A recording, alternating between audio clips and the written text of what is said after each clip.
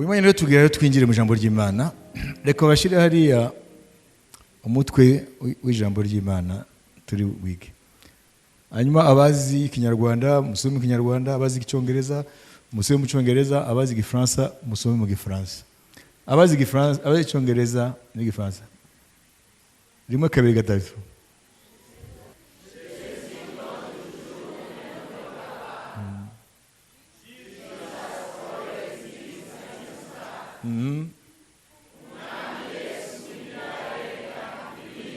Amashi menshi ku Mwami Yesu Kristo. Turasoma ubutumwa bwiza bwanditswe na Matayo. Matayo 26 umurongo wa 30 tugeze ku murongo wa 35.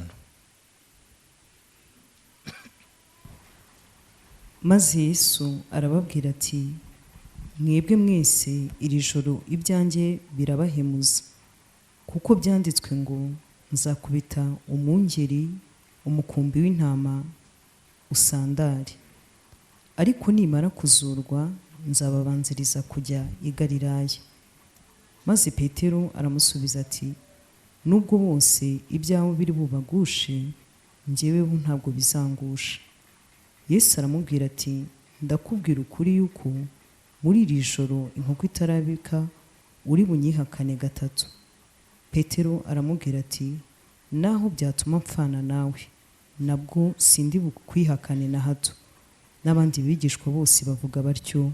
Amen. Amen. Dukurikire. Hano Yesu Kristo twasomye kare mu kwibuka umubiri wa Kristo n'amaraso ye, mubonye ko ari suite birakurikira. Twasomye kare yuko bamaze gusangira Pasika yo ya nyuma ngo bararirimba, hanyuma barasohoka bajya ku musozi wa Elayon. Amen. Le mont des Oliviers. Hanyuma hafi yo musozi wa Elayono hari agashyamba niho hitwa Getsemane. Getsemane. Urazi Getsemane icyo bivuga? Pressoir. Ona iyo bamaze kufata imbuto za elayo, noneho bagashaka kuzivanamo amavuta ya elayo, barishiragamo muri cuve kintu, noneho bagapressa gakamura kugira ngo amavuta asohoke. Nayibise niyo bita pressoir. Ni ukuvuga ngo Getsemane hariho nigo umuntu yabyita uruganda rw'icyo gihe, aho bapresaga les olives hakavamo huile d'olive, amavuta elayo. Ariko mu byo gumuka nabyo bifite bisobanura, kuko na ahantu hari pressure y'umwuka ikomeye cyane, kuko niho Yesu yagiye gusenga, na niho za mbaraga z'umwijima zagiye zigatsikamira abigishwa be kugeza aho basinzira kandi atari bitotsi bisanzwe. Rero Getsemane rero ntabwo ari ahantu mu buryo bw'umwuka asanzwe, ni ahantu hafite pressure ikomeye cyane. Nk'uko bapressa imbuto za elayo havemo amavuta ya elayo, niko na pressure y'isi y'umwijima itsikamira abantu bose bashaka guhesha Imana icyubahiro. Rero umuntu wese afite Getsemane ye. Yesu afitiye nta numwe aza Getsemane yanye ni ya Yesu, turaza kuyibona. Ariko buri muntu wese ukurikira Yesu akwiye kwitega ko azagira Getsemane ye. Amen. Haleluya.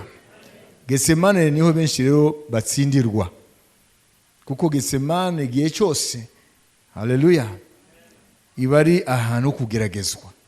Ni ahantu tugeragezwa, ni ahantu ubuzima bwacu buba buhanganye n'imbaraga z'umwijima zo mu rwego rwo hejuru.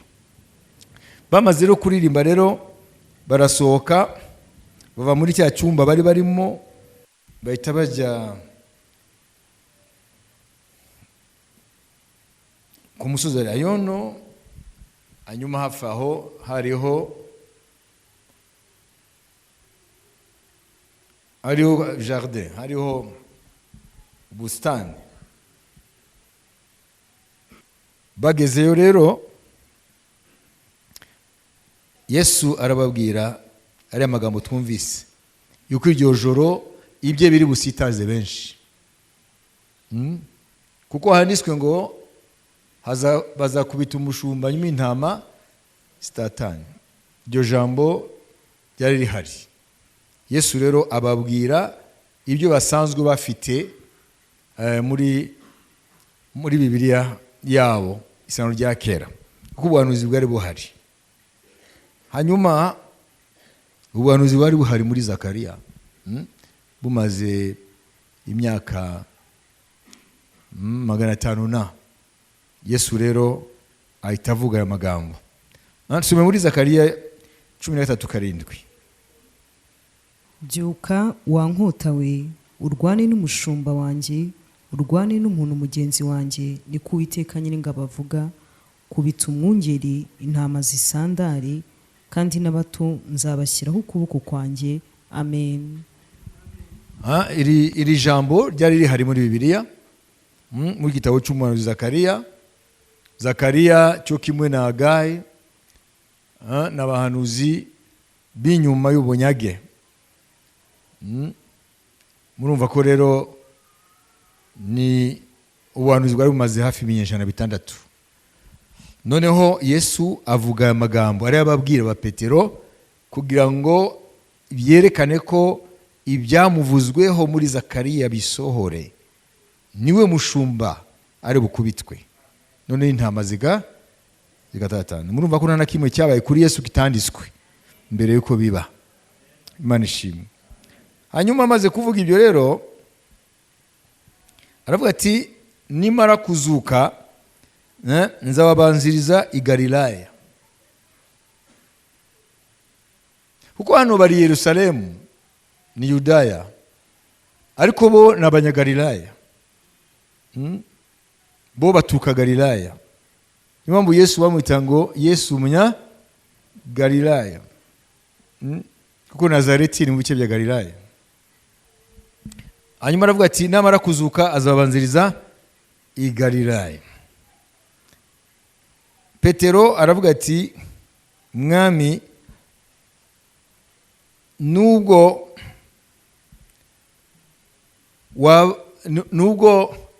wabikigusha ku bandi bose, aba jewe tuzaba turi kumwe hose, ntabwo nzigera ngushwa n'ibyawe.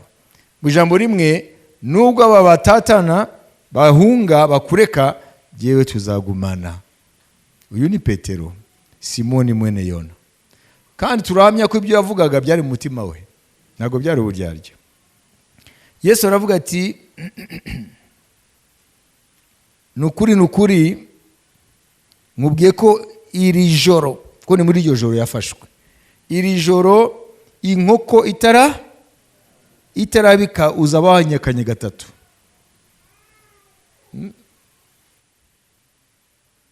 Petero aramusubiza ati uretse ibyo kukuyakana sinakuyakana, no gupfa nditeguye gupfana nawe. Uyu mugabo Simoni ibyo avugaga yarabyizeraga, yarazi ko ari byo. Ariko reka turebe uko byamugendekeye rero. Yesu baramufashe rero,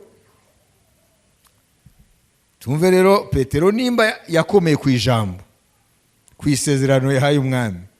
Matayo 26:69 tugeze kuri 75. Ubwo Petero yari yicaye hanze mu rugo, umuja aramwegera aramubwira ati nawe wari kumwe na Yesu w'umunyagalilaya. Maze abihakanira imbere ya bose ati ibyo uvuze sinzi ibyo ari byo. Arasohoka ageze mu bikingi by'amarembo, aho amuyakanye rimwe, sibyo? Undi muja aramubona abwira abahari ati n'uyu yarari kumwe na Yesu w'i Nazareti. Yongera kubihakana arahira ati uwo muntu simuzi. Aho rero amuhakanye bwa kabiri ashyiraho indahiro. Mbere yamwihakanye gusa, bwa kabiri amwihakana ashyiraho n'indahiro kugira ngo barushizeho kubyemera.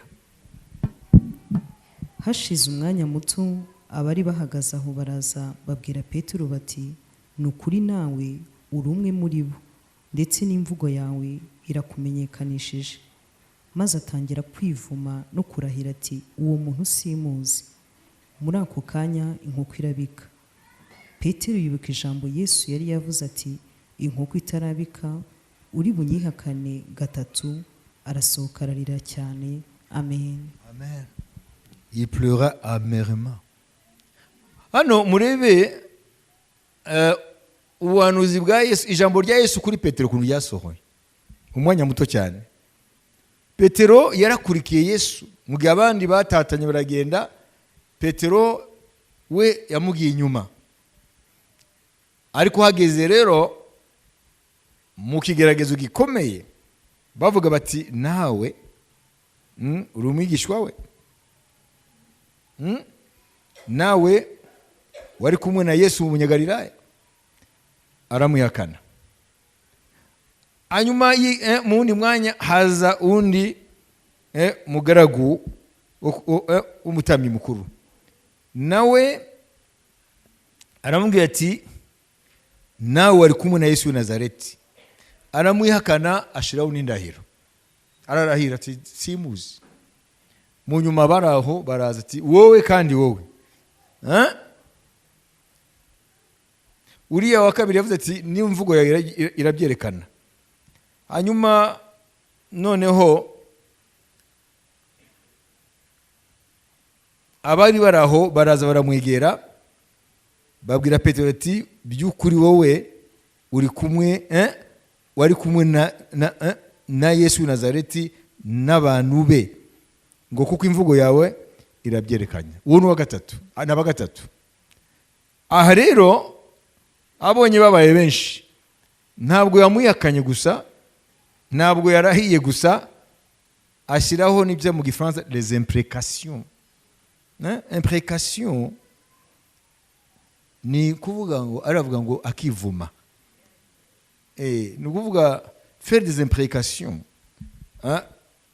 Mu Kinyarwanda sinzi ko twavuga. Ari bavuze ngo ni ukwivuma. Ni ukuvuga ngo birenze kurahira. Ni ukuvuga ngo ni nk'uko wavuga ati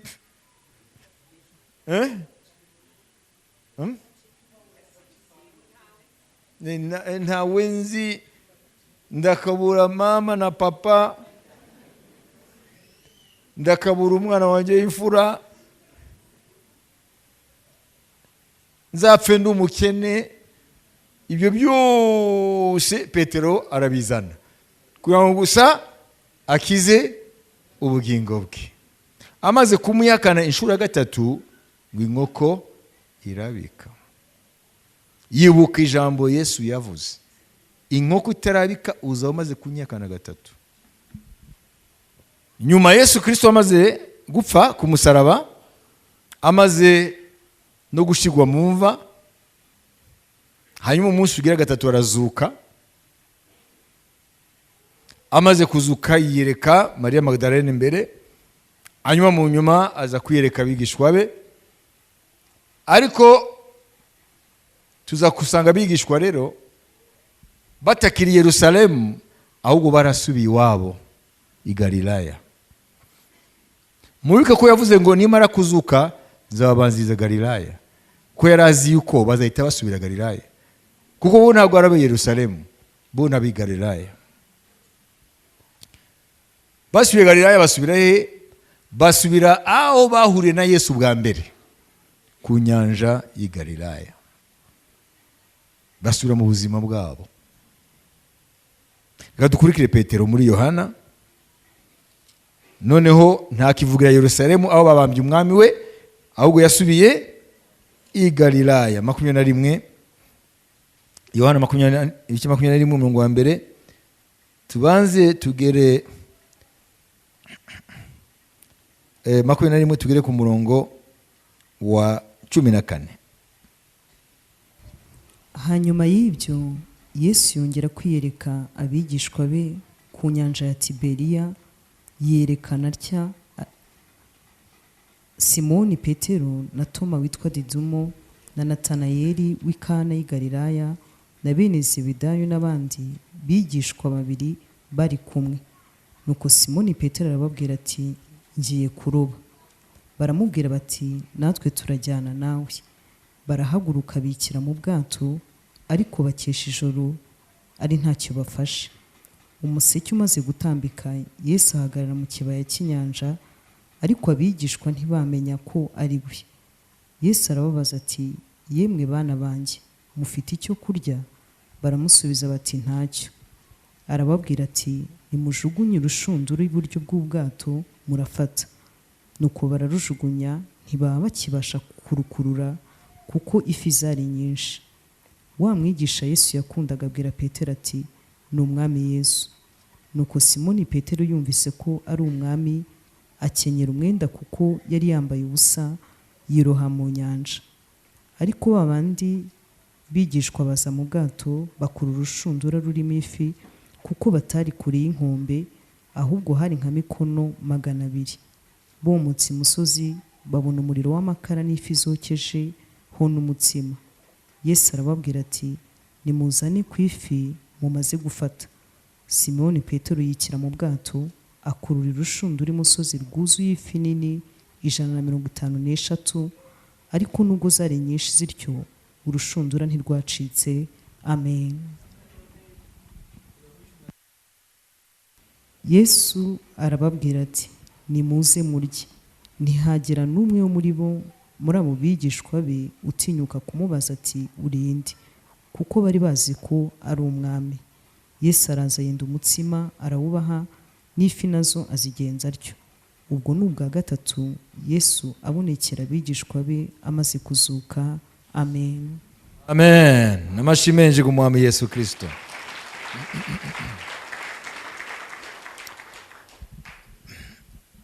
Yesu urugendo rwe n'abigishwa be tubona yuko rwarangiriye i Yerusalemu agiye kubambwa, sibyo? Ndavuga Yesu mu mubiri we, simvuga mu mubiri w'izuka. Yesu akiri mu mubiri uriya yari arimo atarazuka. Byarangiriye Yerusalemu amaze kwicwa, amaze guhambwa, hanyuma amaze kuzuka yarabiyeretse bakiri Yerusalemu, ariko bikinganiye mu nzu bafite ubwoba yuko nabo bari barahigwa kugira ngo nabo babice.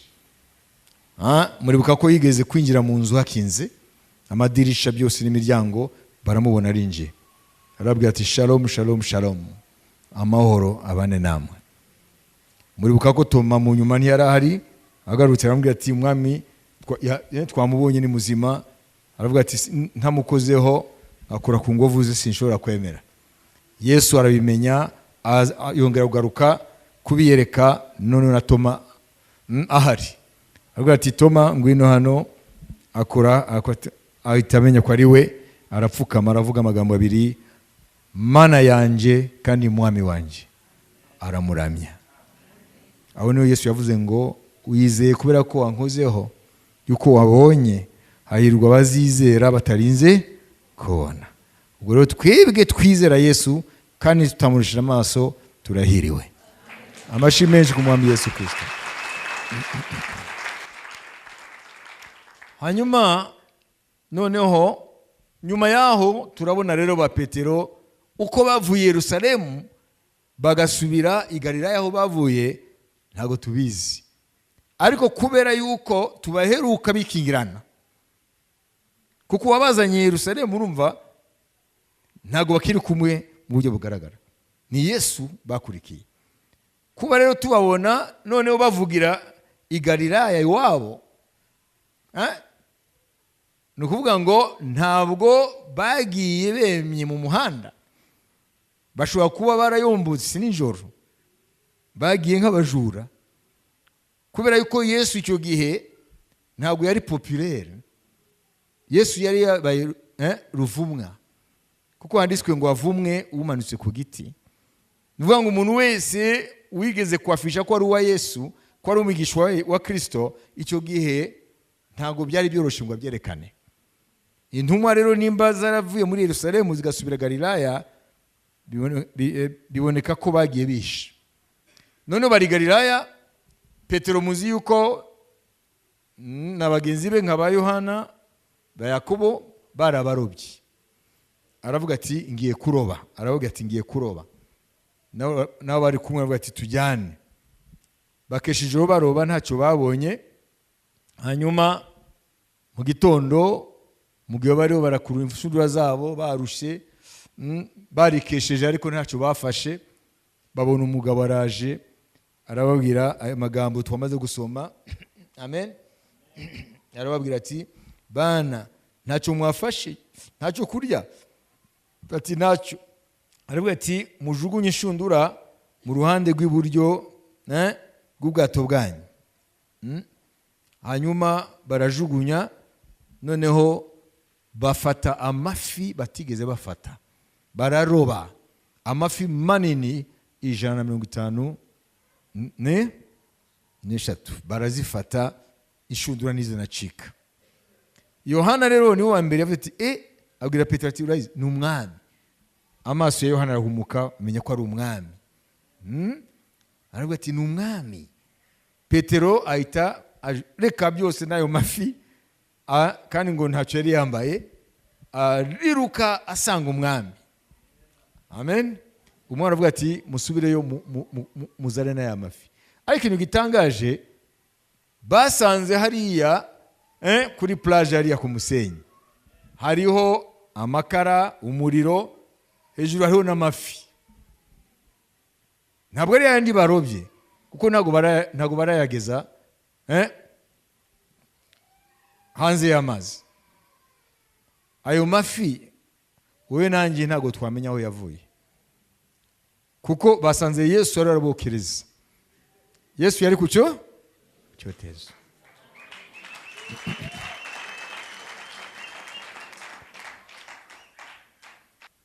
Hanyuma baratubwira ngo ntabwo hari amafi gusa, hariho n'imigati.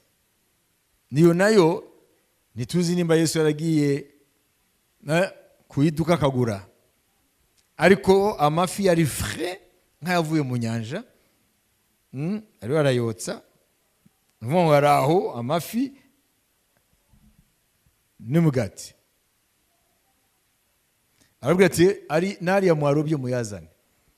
Ariko ntabwo ari yo bariye iby'umwami yateguye. Arababwira amagambo. Mwabonye hano ko yabise abana. Amen.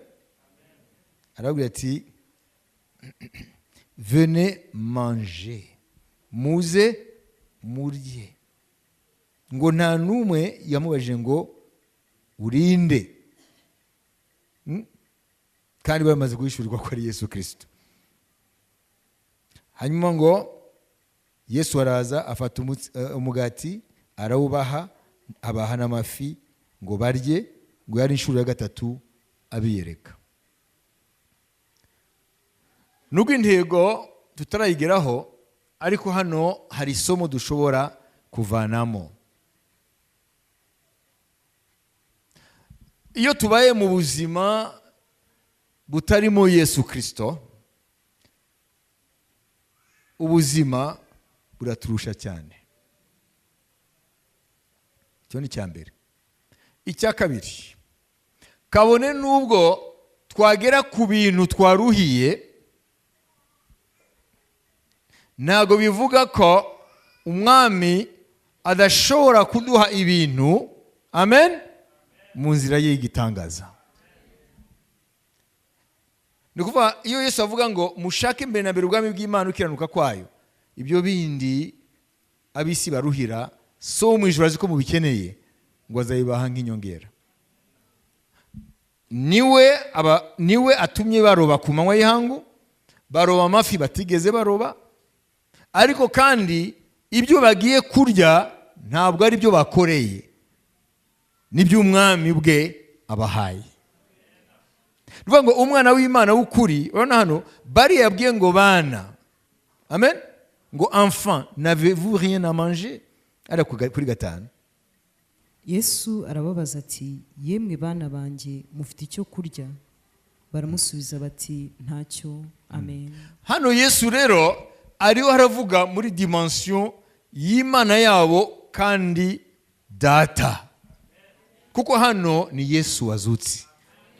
Imana ihabwe icyubahiro.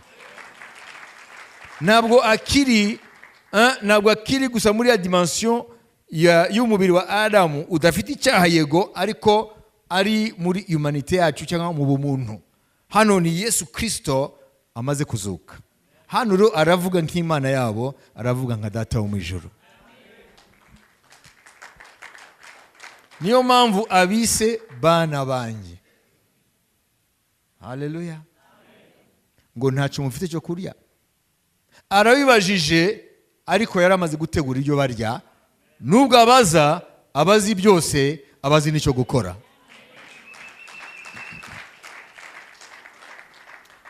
Aberetse ko bari kumwe nawe, ntacyo bazabura. Aberetse kandi ko nubwo bashobora kubona ibiva mu mirimo yabo, mu muga wabo, ariko we abafite provision zitari izo abantu baruhiye. Jean Calvin, revivaliste cyangwa umuntu yakoreshejwe n'Imana mu bubyutse w'Umufaransa, yaravuze aya magambo. Aravuga ngo ariho iby'Imana igenera abantu bose kuko umutima wayo w'ineza, izuba, imvura itarobanura. Ariko ngo hari ibi by'umwihariko, imigisha y'umwihariko Imana ibikira gusa abana bayo.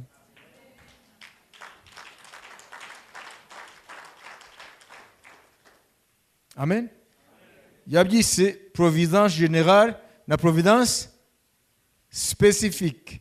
Ni kuvuga providence générale ni izuba n'imvura, ni providence Imana iratanga.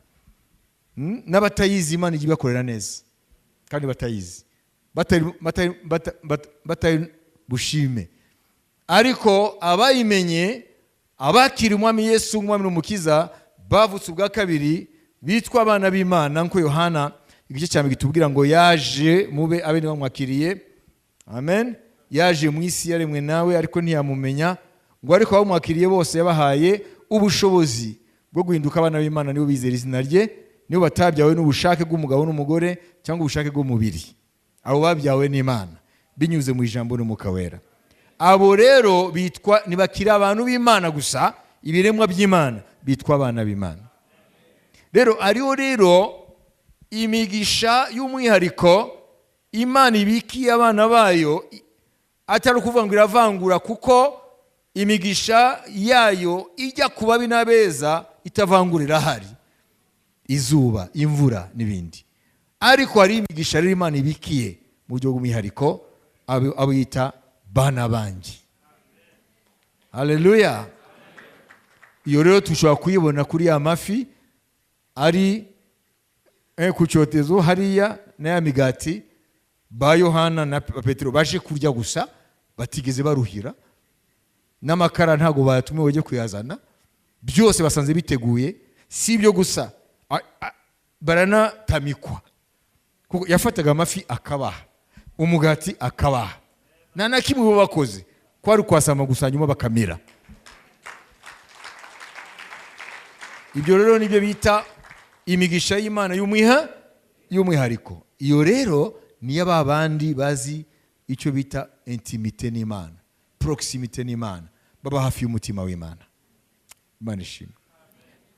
Nushaka uzajya ugira uburenganzira ku migisha rusange, ariko imigisha y'umwihariko nkuko Jean Calvin yabivuze, ibikiwe gusa abantu bazi ubwiru bw'ubusabane n'umwami Yesu, abo yita bana banjye. Amen. Ntabwo bavuga ngo abantu bose ngo bana banjye, abandi yavuga ngo biremwa byanjye. Mwabise kuko niyo baremye. Ariko abakiriye Yesu by'ukuri nta buryarya, bavutse ubwa kabiri, bo ntabwo ababwira ngo bantu banjye, biremwa byanjye, ababwira ngo bana banjye. Imana ihabwa icyubahiro. Hari imvugo ukoresha ku bakunzi n'imvugo ukoresha ku bandi bose, sibyo se? None Yesu ku bantu bose ni abantu b'Imana, n'ibiremwa bye. Amen. Ariko kuri bariya ba Petero ntago bakiri ibiremwa gusa, ntago bakiri abantu b'Imana gusa, n'abana be. N'imvugo irimo affection. Amen. N'imvugo irimo affection. Mwibuke, nimba abandi bose baranezerewe cyane gusa, ariko Petero arakantu, kuko avuze bana banjye, ntiyavuga ngo ariko wowe waranyakanye, wowe ntabwo ukwiriye kwitwa bana banjye, ahubwo wowe vuba singushaka kukubona muri abo. Ariko bose yarababwiye ati bana banjye. Amashimeje ku Mwami Yesu Kristo. Murumva se kuri Petero yumvise guse mu mutima? Ariko ntabwo byarangiye. Ntabwo byarangiye kuri Petero, uraza kubibona. Nubwo yavuze ati ariko ntabwo yamvanguye, nabiriya namukoreye, ariko ntabwo yaranyuzwe. Nawe yarariye yaranezerwa, anezerwa kubona umwami wari muzima. Ariko muraza kubona rero wenda benshi icyo batigeze batekereza hano hantu turi busome. Amen. Amen. Alléluia. Alors nous aussi, les qui avons reçu Jésus comme Seigneur et Sauveur, qui sommes nés de nouveau, il ne nous appelle pas mes créatures, il nous appelle ses enfants. Atwita bana banjye. Imana ishimwe. Naza nk'ubu muri chambre Yesu akakwiyereka, kuko abantu yagiye yiyereka nk'abitwa abasadusi Ndarsing, ntabwo azavuga ngo we kanyandekwe. Nimba warakijwe by'ukuri ukafite ubusabane n'umwami, azakubwira ibyo yabwiye aba. Azavuga ati shalom mwana wanjye. Imana yabwiye icyubahiro. Urazi Imana ikuramutsa gutyo, na bya bitwaro byose umaze iminsi wizanira imbere, kabone nubwo byo bitarasubizwa, utabumva ati nibishaka bigwire n'inshuro 1000. Iyi ndamukanyo yonyine irahagije. Iyi ndamukanyo yonyine izanye gerison. Imana ishimwe cyane. Ariko reka dukurikire Petero, neti mukundu dukomereze kuri 15. Siko tugeze? Amen. Tugeze kuri 25. Mumve rero. Nuko bamaze kurya, Yesu abaza Simoni Petero ati, Simoni mwene Yona, urushaba kunkunda? Aramusubiza ati, ye mwami, uzi ko ngukunda. Aramubwira ati, ndagira abana b'intama banjye. Yongera kumubaza ubwa kabiri ati, Simoni mwene Yona, urankunda? Aramusubiza ati, ye mwami, uzi ko ngukunda. Aramubwira ati, ndagira intama zanjye. Amubaza ubwa gatatu ati, Simoni mwene Yona, urankunda? Petero ababazwa nuko amubajije ubwa gatatu ati, urankunda? Nuko aramusubiza ati, mwami, umenya byose, uzi kandi ko ngukunda. Yesu aramubwira ati, ndagira intama zanjye. Nukuri ndakubwira yuko ukiri umusore wikenyezaga ukajya aho ushaka hose, ariko nusaza uzarambura amaboko, undi agukenyeze akujyana aho udashaka. Icyatumye avuga atyo ni ukwirikana urupfu azubahisha Imana. Amaze kuvuga atyo aramubwira ati, nkurikira. Petero arakebuka, abona umwigisha wa Yesu yakundaga nawe abakurikiye, ari we wari wiseguye igituza cya Yesu basangira. Nijoro akamubaza ati, databuja, ninde ugiye kukugambanira? Petero abonye uwo abaza Yesu ati, mwami, uyu se azamera ati? Yesu aramusubiza ati, niba ashaka ko agumaho kugeza aho nzazira, upfa iki nkurikira. Nicyo cyatumye iryo jambo ryamamara muri bene data ngo uwo mwigishwa ntazapfa. Ariko Yesu ntiyababwiye Petero yuko watazapfa, ahubwo yaramubwiye ngo niba nshaka ko agumaho kugeza aho nzazira upfa iki. Uyu niwe mwigishwa uhamya ibyo, ni nawe wabyanditse, kandi tuzi yuko ibyo ahamya ari iby'ukuri. Ariko hariho n'ibindi byinshi Yesu yakoze byakwandikwa byose, ngira ngo ibitabo byakwandikwa ntibyakwira mu isi. Amen. Amashyi menshi ku mwami Yesu Kristo. Yesu amaze kubabwira ngo bana banjye mufite icyo kurya, yabavuze bose uko bari baraho. Ariko turabona ko nyuma bamaze kurya hari icyo Yesu noneho abwiye umwe muri bo mu buryo bw'umwihariko, ni Simoni. Aramubwira ngo Simoni mwene Yona, urankunda kurusaba? Aravuga ati mwami ndagukunda. Ngo ragira abana b'intama zanjye. Yongera kumubaza bwa kabiri, Simoni mwene Yona, urankunda? Ati ndagukunda mwami, ragira intama zanjye. Yongera kumubaza bwa gatatu, Simoni mwene Yona, urankunda? Yumva umutima we hari ikibazo, arababara, ashobora kuba yaributse. Aravuga ati rero amagambo yanjye ntabwo akizerwa, kubera yuko je l'ai trahi, cyagiye naramwihakanye inshuro 3, urukundo rwanjye kuri we ararushirikanyaho. Ariko ntabwo byari ibyo mu mutima w'umwami. Aramubwira ati mwami uzi byose, nimba ndindyarya urabizi, nimba ngukunda by'ukuri urabizi, ngo ragira intama zanjye. Bene data, nashaka kwatira attention yanyu kuri iki. Petero yamwihakanye inshuro zingahe? Yesu amubajije ko amukura inshuro zingahe? Ntabwo mwumva ikintu?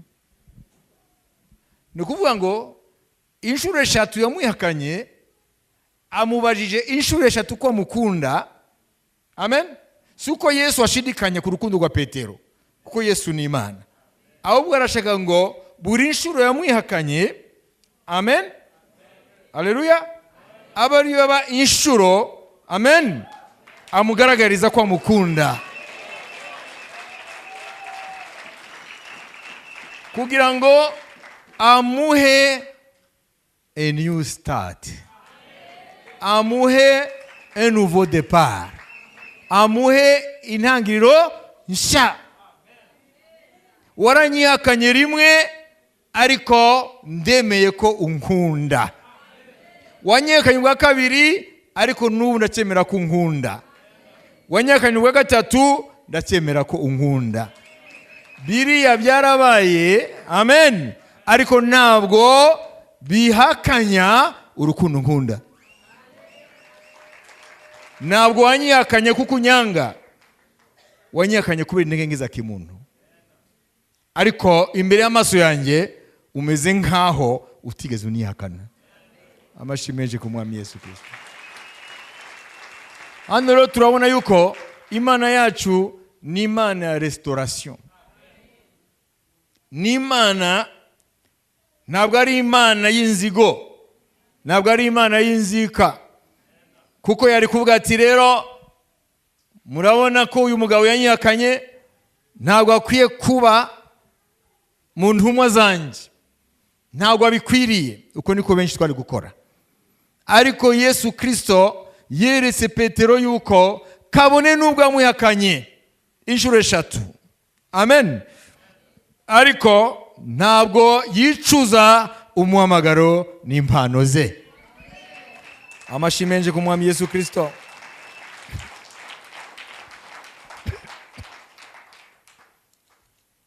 Ayo mashyi ntabwo haleluya, haleluya, amen, amen, amen. Petero yabaye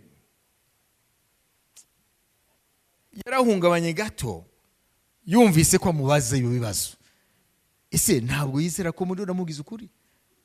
Yahise atekereza biriya byabaye amuyakana. Naratakaje icyizere. Imana ntabwo imeze nkatwe. Amen. Imana ntabwo imeze nkatwe. Abisirayeli bacumuye ku Mana inshuro nyinshi, ariko iyo usomye amagambo Imana yabavuzeho, nubwo yahoraga ibahana, ariko amagambo igihe cyose yarangizaga ntabwo ari amagambo ya jijuma gusa. Imana yavuze ngo je frappé mais je guérirai, ngo narabakubise ariko nzabavura. Haleluya. Narabarakariye ariko nzabereka imbabazi zanjye. Bivuga ngo nureba amateka y'Imana na Isirayeli, ntabwo azarangirana no kubahana, ntabwo azarangirana no kubirukana mu maso hayo iteka, azarangirana no kubarestora. Ni kuvuga ngo Imana izongera isane Isirayeli. Kuyisana ntabwo ari muri rya jambo rivuga ngo ni inzu yangiritse hanyuma ukayisana. Iyo Imana ivuze ngo restauration, nuko Imana iza, nubwo tubisobanura gusana, yo ibikora bundi bushya mu buryo ntawe bihuriye n'ibya mbere, bitaranangirika. Imana ihabwa icyubahiro. Uyu Petero rero amubajije ibyo bibazo, agatima kakubise kuri kwa kumwihakana. Ariko Umwami Yesu yabajije inshuro 3 kubera yuko yashaka kuzana gerison mu mutima wa Petero. Nkuko yamwihakanye 3, niyature 3 yuko amukunda, yuko ira ni parenthèse, ariko ubuzima burakomeza. Imana ihabwa icyubahiro. Natwe rero tukwiye kumenya ko iyo turi kumwe na Yesu Kristo, iyo tugendana nawe, nimba turabigishwa be, nimba tutabisabane n'Umwami Yesu, amen, nubwo haba iki, mu gihe cyose uri mu rukundo rwe, mu gihe cyose usabana nawe, twavuze ngo uzajya umenya ngo kuri we ntarirarenga, kuri we haracari garuriro, kuri we bishobora kandi gutangira. Kuko Umwami ntabwo ari umwami w'inzigo, ntabwo ari umwami w'inzika, ni umwami igihe cyose atekereza ibyiza abamukunda. Imana ishimwe cyane. Niyo mpamvu iyo dusomye Abaroma, neti mukunda dusomera Abaroma, tuyo turasatira kurangiza ibice 8 kuri 28, tugeze kuri 31. Kandi tuzi yuko ku bakunda Imana byose bifataniriza hamwe kubazanira ibyiza, ari bo bahamagawe nk'uko yabigambiriye.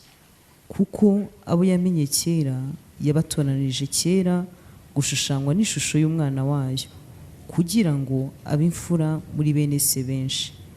Abo yatoranije kera yarabahamagaye, kandi abo yahamagaye yarabatsindishirije, n'abo yatsindishirije yabahaye ubwiza.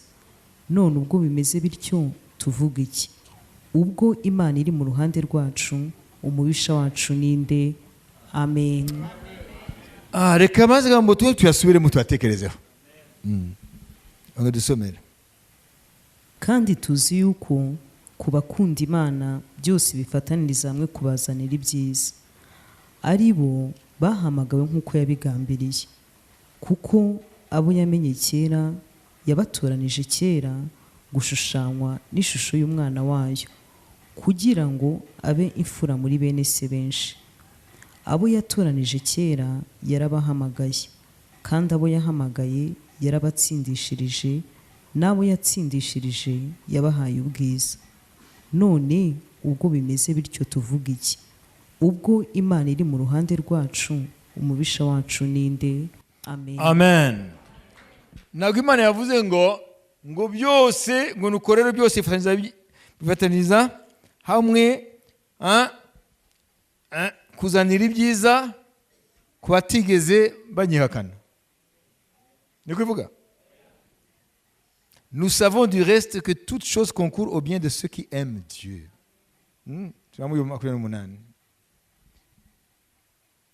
Tuzi yuko ku bakunda Imana byose bifataniza hamwe kubazanira ibyiza, ari bo bahamagawe nk'uko yabigambiriye. Amen. Ku bakunda Imana. Kandi gukunda Imana bigaragarira mu bikorwa si amagambo. Kuko Yohana aravuga ngo bana bato nimugakundisha iminwa gusa. Urukundo rugaragarira mu bikorwa. None Petero yihakanye umwami, ariko turabona ko umwami wazutse ntabwo wari waramureba n'igitsure, ntabwo wari waramubwira ati wowe ntagaruriro, ahubwo ariho arazana inzira yo kumukiza kugira ngo ntazigere akomeza kuba muri culpabilité, ntazamukorere yishinja, ahubwo amukorere azi ko yemewe nk'uko yemewe ataramwihakana. Relation yanjye nawe Simoni mwene Yona, amen, nicyo nta cyahindutse mbere yo kunyihakana na nyuma yaho. Urukundo rwanjye ntabwo rugira igicu cyo guhindagurika.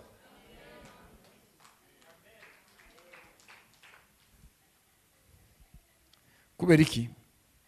Paulo iyo avuga ukuntu Imana izagira neza Abisirayeli mu gihe kiri imbere, dore uko asoza avuga. Abaroma 11:25 tugere kuri 29 mwumve. Bene data, kugira ngo mutabona uko mwirata, ndashaka ko mumenya ibyiri. Bene data ni ukuvuga abanyamahanga. Les Romains, ça veut dire ceux qui étaient païens, donc abanyamahanga. Natwe turimo. Amen. Abisirayeli bamwe banangiwe imitima, ariko si bose, kugeza ubwo abanyamahanga bazinjira mu itorero bakagera ku mubare ushyitse. Nibwo Abisirayeli bose bazakizwa, nk'uko byanditswe ngo Umukiza azava i Siyoni, azakura muri Yakobo kutubaha Imana. Iryo ni ryo sezerano basezeranije ubwo nzabakuraho ibyaha. Ku by'ubutumwa bwiza babaye abanzi b'Imana ku bwanyu, ariko ku byo gutoranywa n'Imana bayifiteho igikundiro ku bwa basekuruza. 29 rero umvira ijambo. Kuko impano z'Imana no guhamagara kwayo bitavuguruzwa. Amen. Oh, amashyi menshi ku Mwami Yesu Kristo.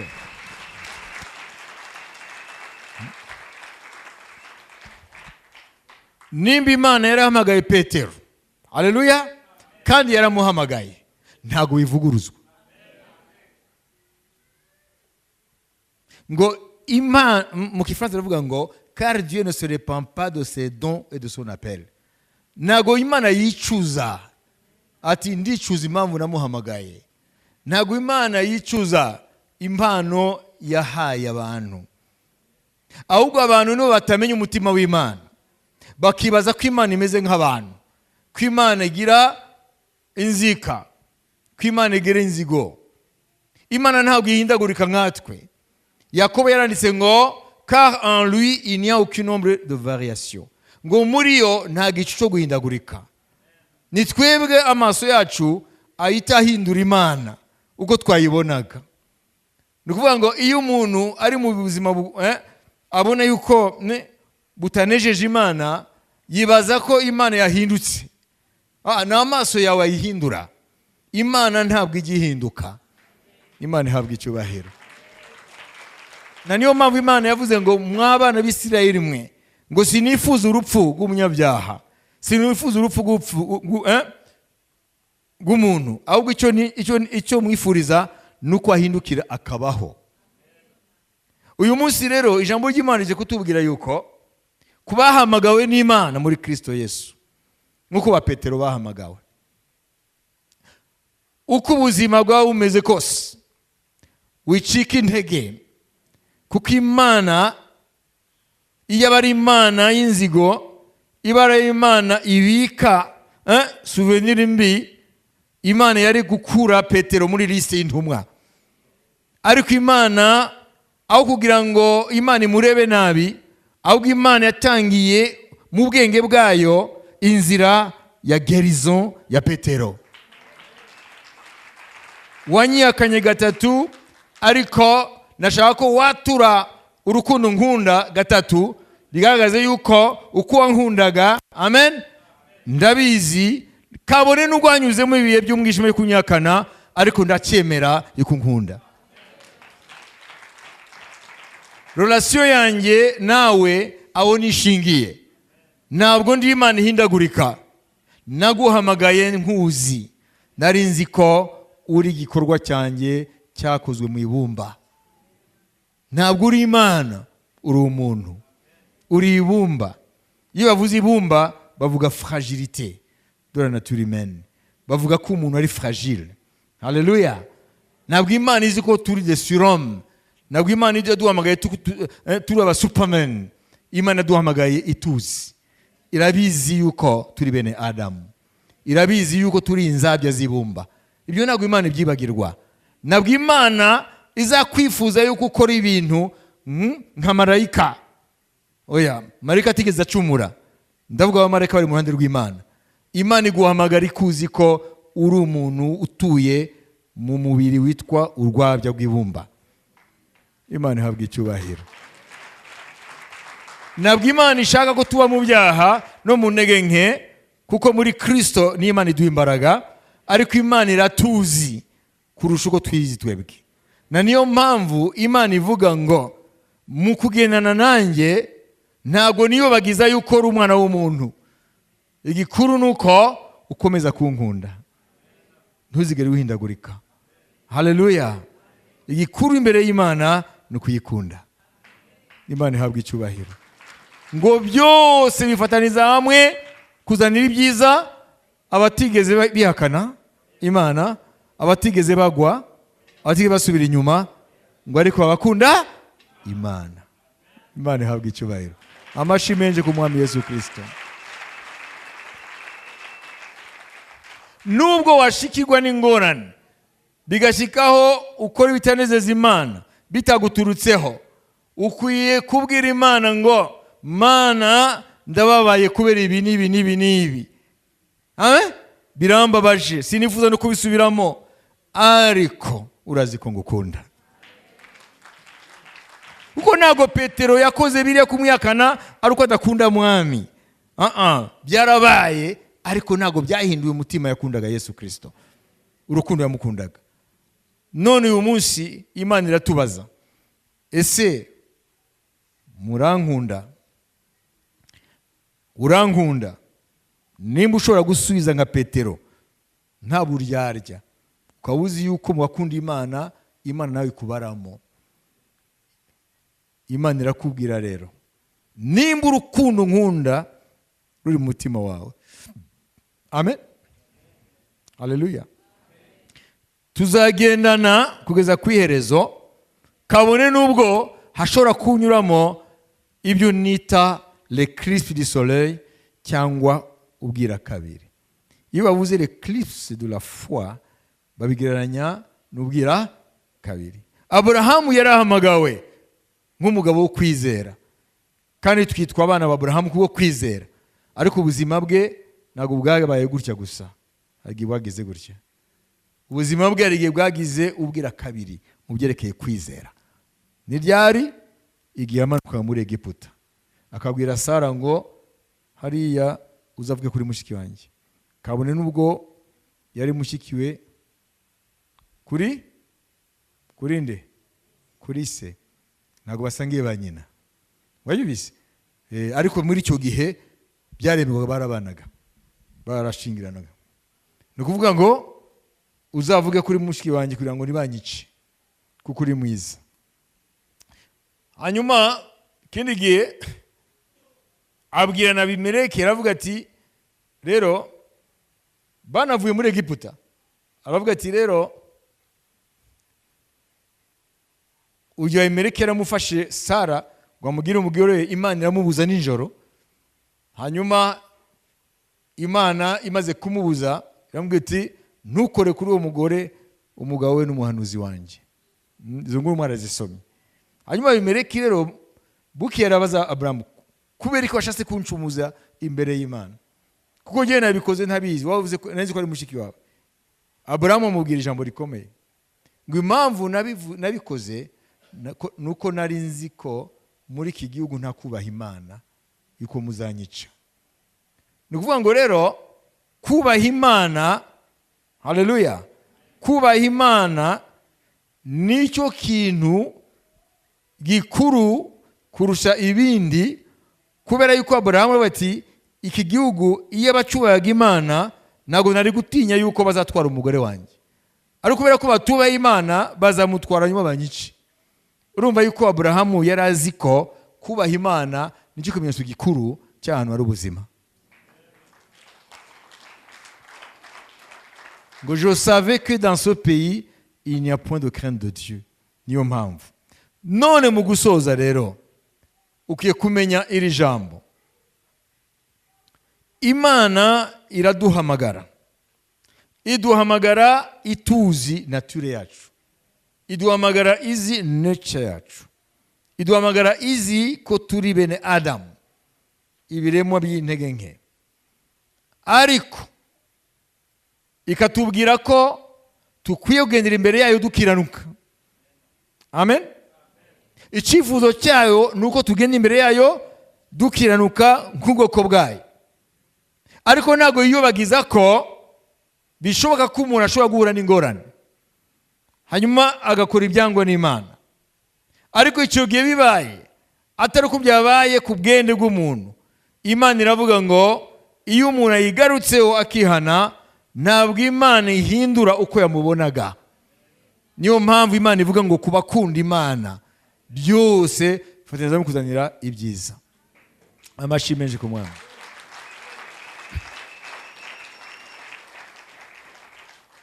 Uyu munsi Imana irakubwira rero, aho ubuzima bwawe bugeze ubu, uko uhagaze ubu imbere y'Imana, ntabwo ukwiye gucika intege, ntabwo ukwiye kwibaza ko Imana yagutaye, ntabwo ukwiye kwibaza ko Imana ntacyo ukivuze imbere yayo.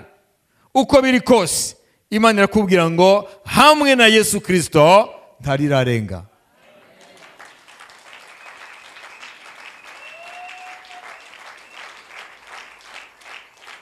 Ishobora gukora ibyo yakugambiriyeho byose. Komeza kuba mu rukundo rw'Imana, komeza ukunda Imana kurusha ibindi byose. Reka Imana ikubare mu bakunzi bayo. Icyo nicyo Imana yabajije Petero. Ntabwo yamubwiye ati Petero waricuje neza. Ntabwo yabajije Petero ati noneho ubu uranyemera ko utazongera kunyihakana. Ese Petero niriye somo wavanyemo? Yakwana tubisubiremo. Komera ukuri umugabo inshureke ajya inshureke de servante la inshureke yaguteye ubwoba gute? None se wowe ko watinya umugore, ningusigira umurimo wanjye uzagarara imbere y'abantu, abagabo nkawe n'imbaga y'abantu ukampamiriza? Ntabwo ari byo bibazo Yesu Kristo yabajije Petero. Imana ihabwe icyubahiro.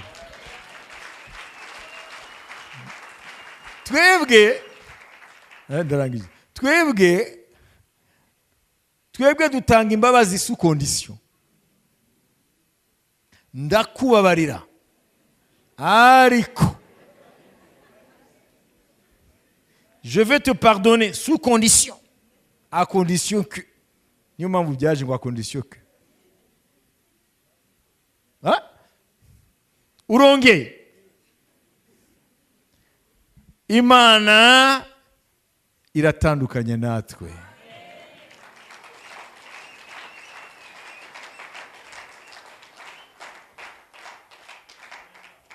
Hageze yuko dukura mu kumenya Imana tukamenya akamero k'Imana.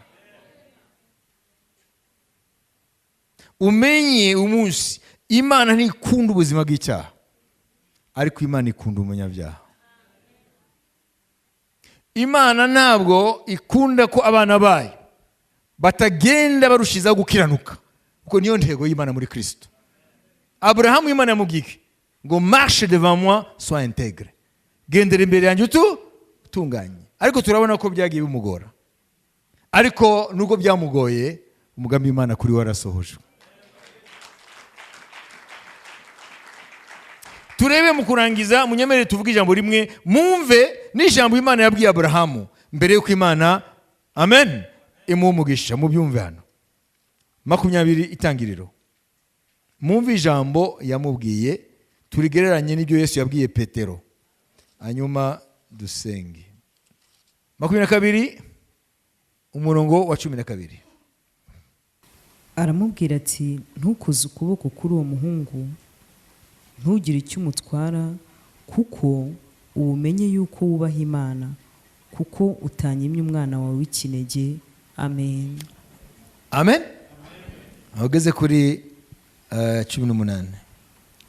Aburahamu yubura amaso arareba, abona inyuma ye imfizi y'intama, amahembe yayo afashwe mu gihuru. Aburahamu aragenda yenda yanampa, ayitambaho igitambo cyoswa mu cyimbo cy'umuhungu we. Aburahamu yita aho hantu Yehova yiri, nk'uko bavugana bugingo n'ubu bati ku musozi w'Uwiteka kizabona.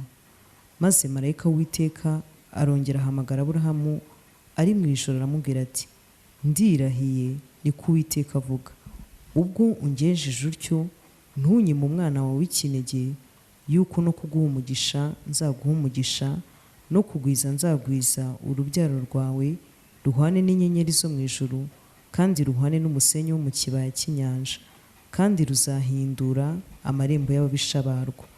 Kandi mu rubyaro rwawe nimo amahanga yose yo mu isi azaherwa umugisha, kuko wanyumviye. Amen. Amen. Hariya Imana ivuze ngo ndazi Aburahamu ko wubaha Imana, kutanyima umwana w'ikinege. Hariya ahantu ushobora gushyira ijambo ndazi Aburahamu ko unkunda. Amen. Ndazi ko unkunda. Kubera ko kubaha Imana kwa Aburahamu ntabwo ari umuhango, waturutse ku rukundo akunda Imana. Nuvuga ngo urukundo akunda Imana rwatumye niyo Mana ayubaha, byatumye Imana ikomeza rya sezerano ko azabasekuruza b'amanga menshi. Amen. Kabone nubwo habaye inshuro zingahe yagiye ajya ku ruhande rw'umugambi w'Imana kuri we. Uyu munsi rero Imana iratubwira ko urugamba ruracyakomeza kubizera, kubera ko intambara yo kwizera tuzayirangiza ari uko Umwami Yesu Kristo yagarutse. Ntabwo wowe nanjye tuzi ibidutegereje, tuzi ibyo tugezemo, ibyo dushobora kumenya, ariko ntabwo tuzi ibidutegereje muri uru rugendo. Ariko wereye none wubake ukumenya Imana kwawe kuri iki. Ntabwo Yesu ahindagurika, uko ibihe unyuramo bihindagurika. Yesu ari uko ari. Uko yari ari ejo, none uwo munsi niko akiri, niko azahora iteka ryose. Reka ndangize kuri rya jambo yabwiye Mariya wa wundi yaje Yesu wamutumiye mu nzu y'umufarisayo witwa Simoni, hanyuma akamutumira gufungura. Uwo mugore akamenya aho Yesu ahari, hanyuma akaza akayomboka buhoro, hanyuma akagera aho Yesu ari, agafata amavuta y'igiciro cyinshi akayasuka kuri Yesu. Amen. Hanyuma noneho hanyuma agahanaguza imisatsi ye, amarira yiraga ku birenge bya Kristo. Hanyuma umufarisayo n'abatumirwa be, bivuga ko ari abafarisayo bagenzi be, bakavuga ati uyu mugabo iyo ari umuhanuzi w'Imana ari kumenya uyu mugore ko ari umunyabyaha, ntiyari kwemera ko anamwegera. Ati noneho dore agiye no kumanaguza imisatsi y'ibirenge by'umusatsi we, ntabwo ari umuhanuzi. Yesu amenya ibyo Simoni umufarisayo ari aribaza nawe ari aho. Yesu avuga aya magambo ati Simoni, kuva aho naziye nibigeze nsoma, ariko uyu mudamu ntiyahwemye kunsoma ibirenge hamwe no kumusuka y'amavuta. Hanyuma aravuga ati urabizi ngo iyo umuntu ababariwe byinshi arakunda cyane. Nuvuga ngo uyu mugore igera arakora ni expression y'urukundo, ankunda kuko azi icyo namukoreye. Amashyi menshi ku mwami Yesu Kristo.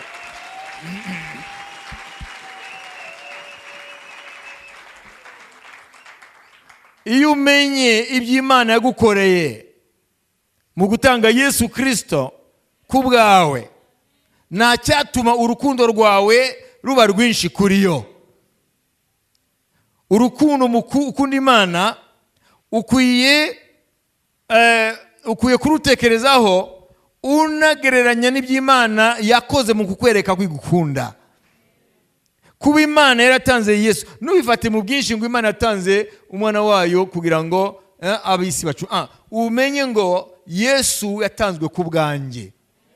Kuba yatanzwe ku bwanjye, amen, urukundo rwanjye rukwiye kuba runini kuko yankoreye ibintu nta wundi yari gukora. Urukundo dukunda Imana rukwiye kuba ruri igisubizo ku rukundo yabanje kudukunda. Uko biravuga ngo si twebwe twakunze Imana, ngo niyo yabanje kudukunda mbere. Kuba rero Petero yaragizwe intumwa yitwa inkingi y'itorero, muri itorero rya mbere, haleluya, nuko Yesu atigeze ahindura uko yamufataga mbere y'uko amwihakana na nyuma y'uko amwihakana. Reka mwumve rero ukuntu Imana ari le Dieu de restauration. Nicyo nshaka kurangirizaho. Mwumvirize. Amaze kumubwira ngo, amaze kumubaza inshuro 3, urankunda kurusaba? Ndagukunda. Ndagira abana b'intama zanjye. Urankunda Simoni mwene Yona? Nko Petero? Ndagukunda. Ragira intama zanjye. Urankunda? Urazi mwami byose. Hanyuma afite ragira intama zanjye. Urabona ko nyuma yaje kumubwira ngo kero ukiri muto wari kenyezaga, ariko umara gusaza uzarambura amaboko uwundi akujyane utifuza kujya. Ngo ibyo yabivuze yerekana Petero uko azahesha Imana icyubahiro mu rupfu rwe. Bivuga ngo ibyo Satani yamutesheje, kuko yari yaratuye ngo nubwo bayohana n'abandi bakureka, ariko jyewe no mu rupfu tuzajyana. Yabivuze ari sincere, yabivuze abyemera. None ngo Yesu amwereke ko, amen, gerison amukoreye ikwiye kuba total. Yaravuze ngo na cya cyifuzo watuye ndakiguhaye. Bikwereke ko je n'ai jamais douté de ton amour. Sinigeze nashidikanya kunkunda. Na kiriya wavuze ko nuko bose bandeka wamfira wapfana nanjye, nabyo ndabiguha. Simoni uzamfira. Mwabibonye? Na niko byagenze ku ngoma y'umwami Nero 68 nyuma ya Kristo. Nero atangiye kwica abakristo, umva ko yahereye ku ba leaders. Petero yamuciye umutwe, Paulo yamuciye umutwe, Petero amufashe, hanyuma aravuga ati aramubamba kuko bigishaga Yesu wabambwe. Aravuga ati jyewe ntawe napfiriye, ntago ushobora kumbamba nk'umwami wanjye. Je ne suis pas digne d'être crucifié dans la position de Christ. Ntago binkwiriye. Iyo ni tradition twigisha. Ngo hanyuma Nero ateka ko bamubamba bamucuritse. Bivuga ngo nawe baramubamba, ariko umutwe hasi amaguru hejuru, nk'uko Yesu yabivuze. Baramufashe, yaramaze kuba umusaza, baramujyana sur le lit du supplice, noneho bamubamba bamucuritse nk'uko Yesu yabihishuye kiragiye amubwiraga.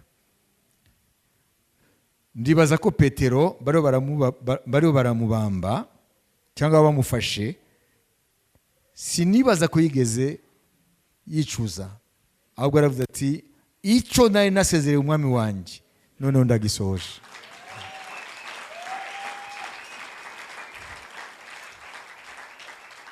ma mort, que ma mort te glorifie. Urupfu rwanjye rweshe icyubahiro.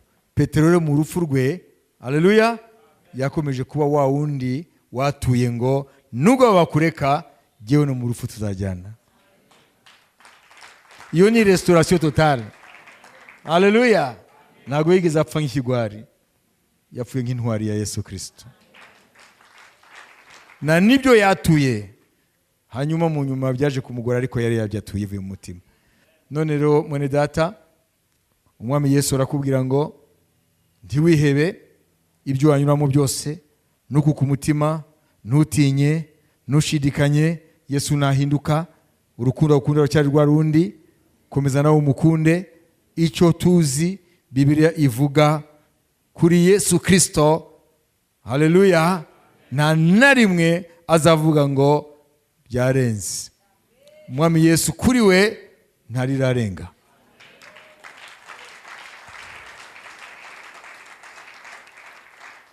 Ashobora gukora mu munsi umwe ibyo yari gukora mu myaka 20.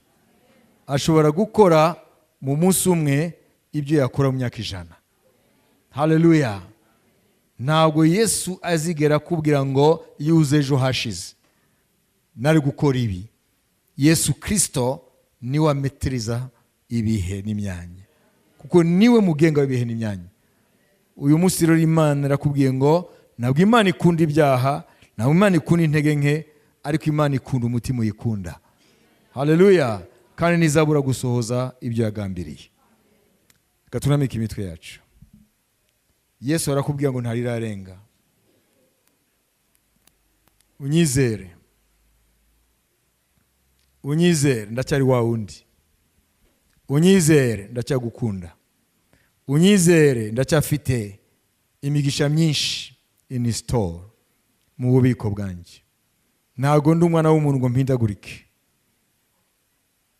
Ndi Imana idahindagurika mu migambi yayo, mu rukundo rwayo, mu byo yifuriza abayo. Uyu mwanya umuntu wese yumva yuko ari mu bihe byo gucika intege ku mpamvu zitandukanye, ariko ubutumwa bukaba bwamubwiye ngo ntarirarenga. Yesu aracyari wa wundi, aracyabasha kugukora ibitangaza, aracyabasha gukingura inzugi, aracyabasha guca inzira atari inzira, aracyabasha guhindura umwijima kuba umucyo, aracyabasha guhindura amarira kuba ibitwenge, kuba umunezero, aracyabasha kuzamura avana kure cyane mu rwobo.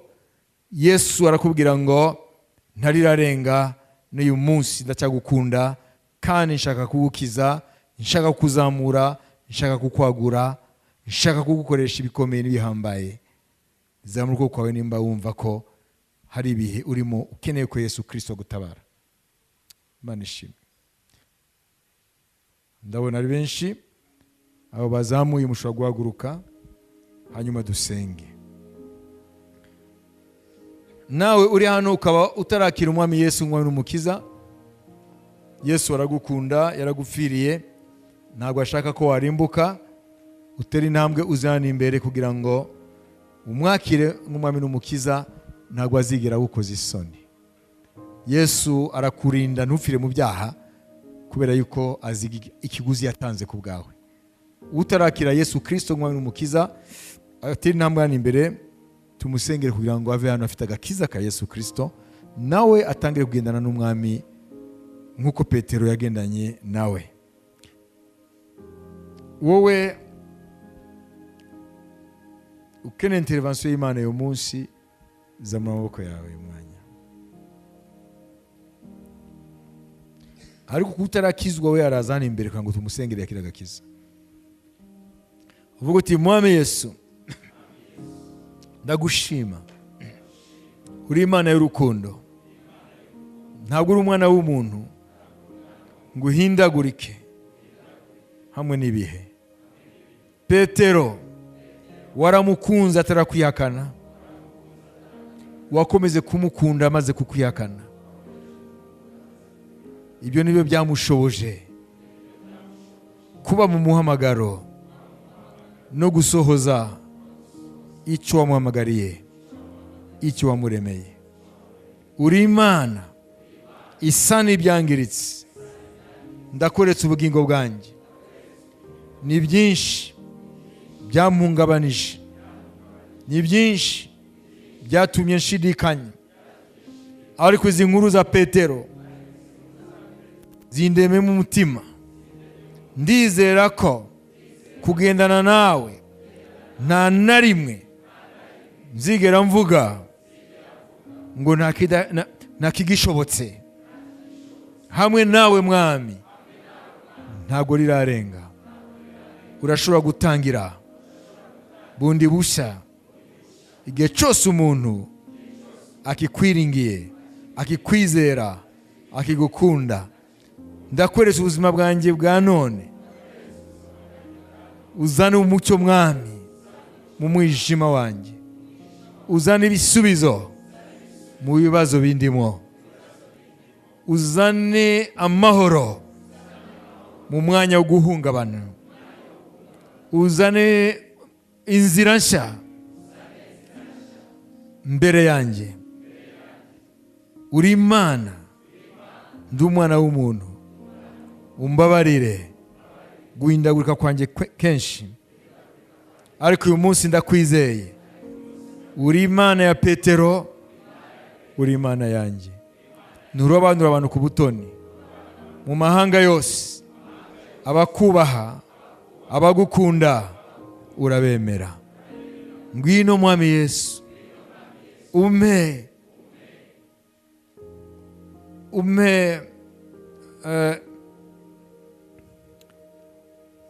gutangira bundi bushya. Ntibagirwe ibiri inyuma, nkatangira bundi bushya kugendana nawe mu kwizera kuzuye n'ibyiringiro byuzuye, mu izina rya Yesu Kristo. Ume kunesha ibinyoma bya Satani binyihebesha. Nakiriye ibihe bishya, nakiriye ibihe bishya, aho nzabona ineza yawe, aho nzabona ineza yawe, aho nzabona imirimo yawe, kugira ngo nanjye namamaze urukundo rwawe. Ntawe wahamagaye wigeze wicuza ko wamuhamagaye. Ntawe wahaye impano wigeze wicuza ko wazimuhaye. Niko ijambo ryawe rivuga. Ndizera yuko wankunze ukampamagara, ukampa impano n'izindi uzazimpa. Ntabwo uzigera wicuza. Namwe umpe umutima wo kunezeza, mu izina rya Yesu. Amen. Amen, amen. Reka rero uzane amaboko yawe rero dusenge kuri aya magambo watuye. Imana ihabwe icyubahiro. Haleluya, haleluya. Mwami Yesu, ndakweretse ubwoko bwawe, ndakweretse abana bawe. Uratubwira nk'uko wabwiye Petero, murankunda. Mwami, turavuze nka Petero, turagukunda kandi urazi byose. Niba tugukunda urabizi. Mwami, ndakweretse ukwatura kw'abana bawe. Buri umwe wese uramuzi, urazi ibigeragezo anyuramo, urazi ibihe byiza anyuramo n'ibihe bibi. Bamwe muri twe bashobora kuba bari mu bihe bikomeye nka bya bindi bya Petero, igihe yagendaga yihisha ngo ntibamenye ko ari umwigishwa wawe, ntibamenye ko yabanye nawe.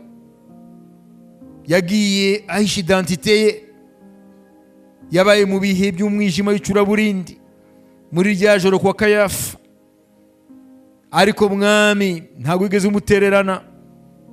Turabona ko wongeye kubasanga aho wabakuye mbere, basubiye kuroba. Ntabwo wigeze bakankamira. Ntabwo wigeze ubabwira ngo mwebwe mwabonye ibitangaza n'ibimenyetso byinshi none musubiye kuroba. Ariko arababwiye ati bana banjye mufite icyo kurya. Warirengagije ibindi byose. Niyo mpamvu nkweretse abana bawe buri umwe wese ibiyarimo ndetse n'ibihazanyuramo kugira ngo uyu mwanya mwami uzane restauration muri we. Mu izina rya Yesu Kristo ibyangiritse mwami ubisane yongere ubireme bundi busha. Mu izina rya Yesu Kristo relation yawe mwami nabo ubusabane bwawe nabo wongere mwami uhindure busha. Mu izina rya Yesu Kristo ubaye ubusabane busha, ubaye ubusabane busha, ubaye gutangira bundi busha. Ntarirarenga kuri wowe Yesu, byose birashoboka uyu munsi. Haleluya. Nta nari mu bibatrotari kuri wowe, nta nari muvuga ngo byarangiye, ntago nkikora ibi warancumuyeho, ariko uri Imana ivuga ngo izere urabona bwiza bw'Imana. Mu izina rya Yesu Kristo muvandimwe wakire intangiriro nsha na Yesu Kristo, wakire gutangira bundi busha na Yesu Kristo, wakire a new start with Jesus, wakire un nouveau commencement avec Jésus, wakire ibihe bisha n'umwami Yesu Kristo, wakire ubuzima burizira umwijima, wakire ubuzima buzira gushidikanya, wakire ubuzima buzira ubwoba. Yesu aracyari wa wundi, Yesu aracyagukunda, Yesu aracyakitwararika, Yesu aracyafite imigambi myiza kuri wowe, Yesu arashaka kukuzamura, arashaka kukwagura. Satani nagushuke, Satani n'umunyabinyoma. Yesu ntabwo yigeze ahinduka, ntabwo yigeze ahindura indoro ye kuri wowe. Aracyakubona nk'umuntu atigeze akora icyaha, aracyakubona nk'uko yaguhamagaye akagutsindishiriza aranga icyaha, ariko aracyagukunda wowe. Arashaka kuguha imbaraga zo kugenda mu gukiranuka kugira ngo ku munsi umenye yuko adahinduka, umenye ko agufitiye neza, umenye ko ashaka kugira neza, umenye ko ashaka kuguha umugisha. Ntabwo akubikiye umujinya, akubikiye imirimo, akubikiye ineza. Uyu munsi amadayimoni y'ibinyoma ndayirukanye mu izina rya Yesu Kristo. Amadayimoni yihebesha ubwoko bw'Imana ndayirukanye mu izina rya Yesu Kristo. Imana ikurememo umutima mushya, Imana ikuremo kwizera, Imana ikuremo ibyiringiro, Imana ikuremo umutima udashidikanya ku rukundo rwa Yesu Kristo. Dieu te donne un nouveau départ. Dieu te donne des grands lendemains qui chantent. Imana ikuremeye ejo hazaza harimo indirimbo. Des lendemains qui chantent, ça veut dire des lendemains glorieux. Ejo hazaza heza h'icyubahiro. Et le Seigneur te dit, kandi umwami arakubwiye, ne regarde pas ton passé. Niwongere kureba ejo hawe hashize.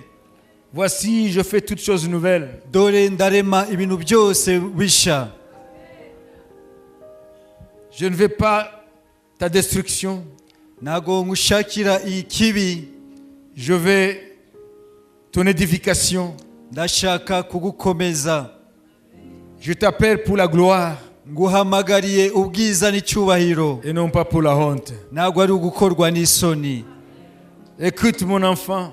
Umva mwana wanjye. Je termine toujours. Igihe cyose nsoza. J'achève toujours. Igihe cyose ndasoza. Ce que j'ai commencé. Icyo natangiye.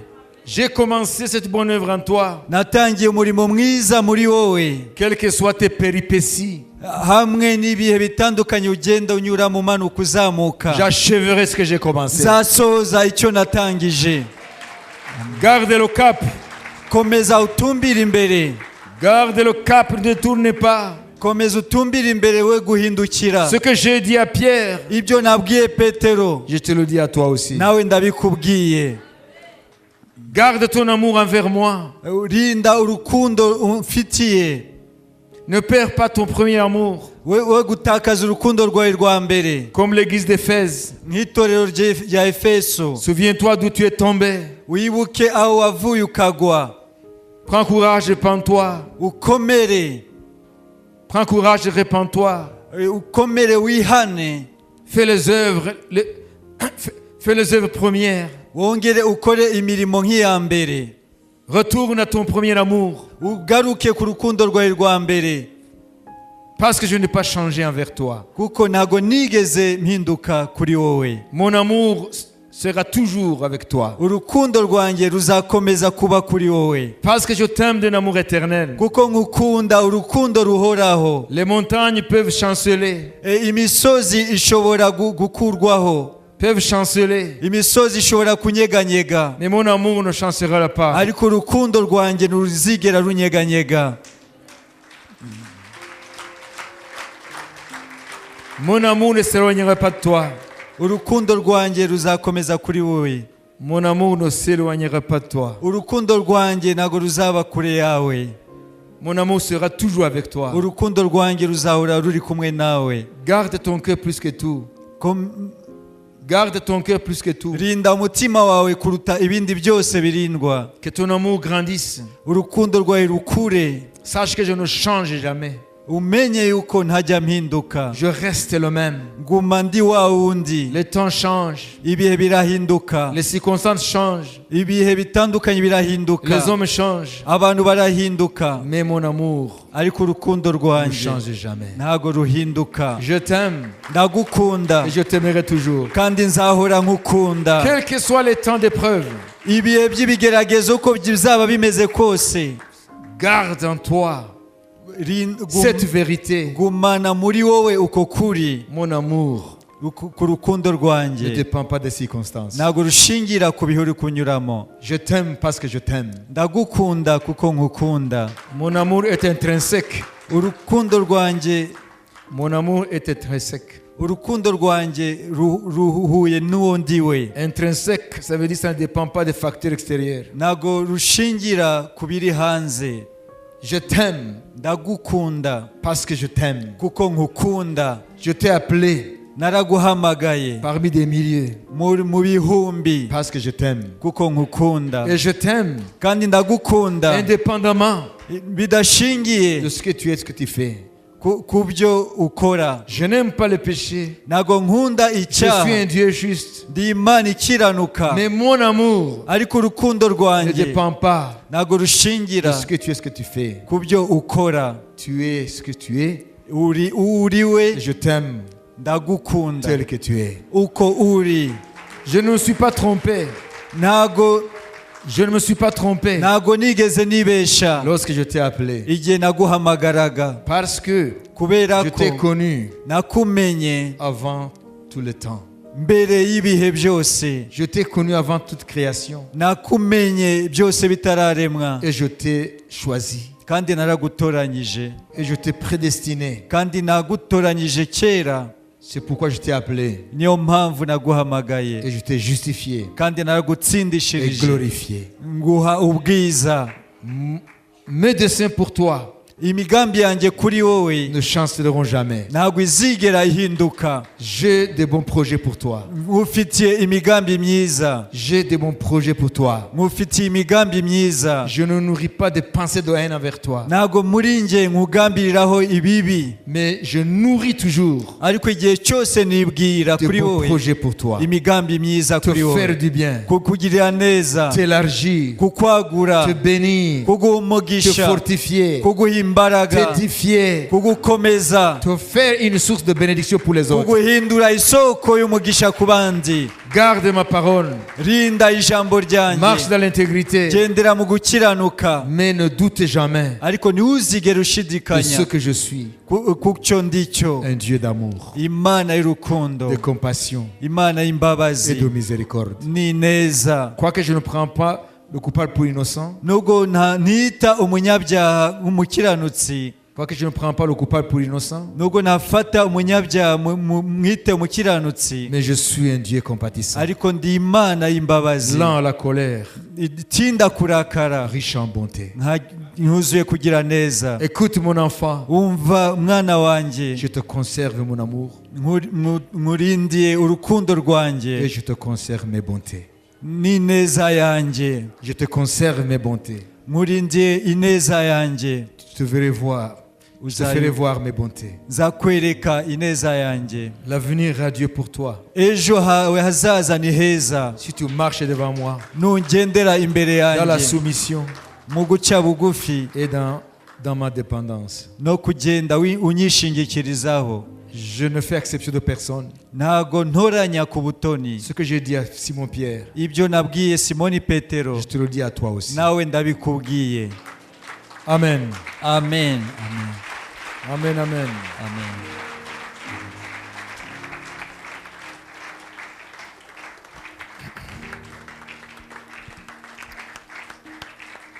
Reka dushime umwami n'amashyi menshi ku mwami Yesu Kristo. Hallelujah, hallelujah.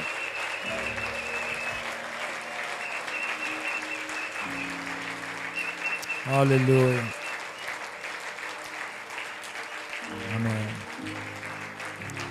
Ubuntu bw'umwami wacu Yesu Kristo, urukundo rw'Imana no gusabana n'Umwuka Wera bijyana twese. Amen.